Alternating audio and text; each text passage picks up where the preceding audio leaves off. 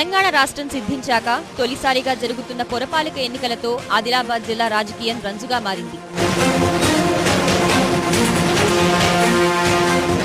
సార్వత్రిక ఎన్నికల నోటిఫికేషన్ విడుదలయ్యే రోజే పురపాలిక ఫలితాలు వెల్లడి కానున్న పరిస్థితుల్లో ఏమాత్రం తేడా జరగకుండా రాజకీయ పక్షాలు పకడ్బందీగా వ్యూహాలతో సిద్ధమయ్యాయి.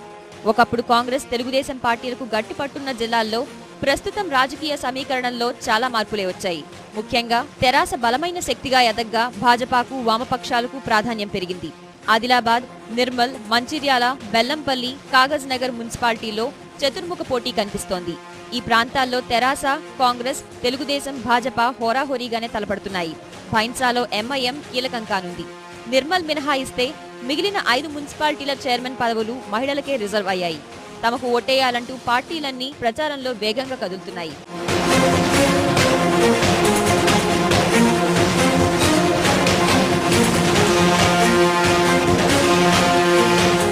సాధారణ ఎన్నికలకు పుర పోరాటమే పునాదిగా భావిస్తున్న పార్టీలు గెలుపు కోసం సర్వశక్తులు ఒడ్డుతున్నాయి.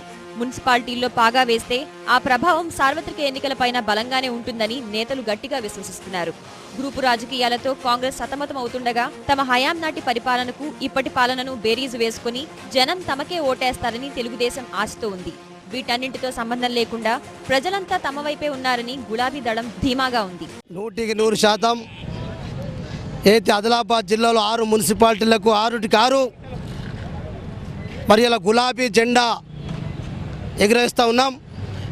అయితే తెలంగాణ రాష్ట్రం కొరకు తన ప్రాణాలను లెక్క చేయకుండా త్యజింపజేసినటువంటి వ్యక్తి, మరి తెలంగాణ రాష్ట్రం సాధించడంలో ముందుండి మరి తెలంగాణ ప్రజానీకాన్ని కూడా ఏకం చేసినటువంటి వ్యక్తి ఇలా కేసీఆర్. కాబట్టి ఇలా కేసీఆర్ నాయకత్వంలో ప్రత్యక్షంగా ఎన్నికలలో తెలంగాణ రాష్ట్రం ఏర్పడిన తర్వాత మొదటి ఎన్నిక జరుగుతుంది. కాబట్టి ఖచ్చితంగా తెలంగాణ వాదులందరూ గులాబీ జెండాకే పట్టం కడతారు.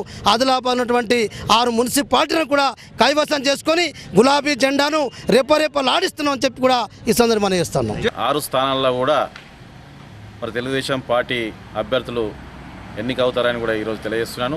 ఎందుకంటే మరి జిల్లా ప్రజలు తెలుగుదేశం పార్టీ వస్తేనే మరి ఎస్సీ, ఎస్టీ, బీసీ, మైనార్టీ వర్గాలకు లాభం అవుతుంది, వారికి ఆర్థికంగా కానీ సంక్షేమ ఫలాలు కానీ అందుతాయని ఈరోజు ప్రజలు భావిస్తున్నారు.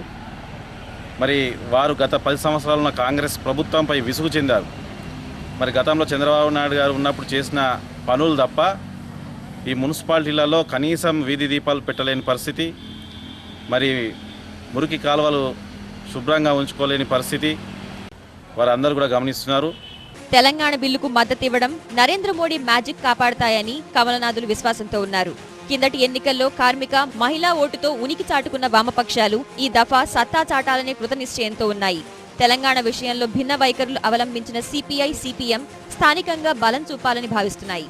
ఆదిలాబాద్ జిల్లాలో 6 మున్సిపాలిటీలకు సంబంధించింది మేము పోటీ చేస్తున్నాం. ప్రజా ఉద్యమాలే మాకు ఊపిరి. పేద ప్రజల కొరకు నిరంతరం పనిచేస్తాం.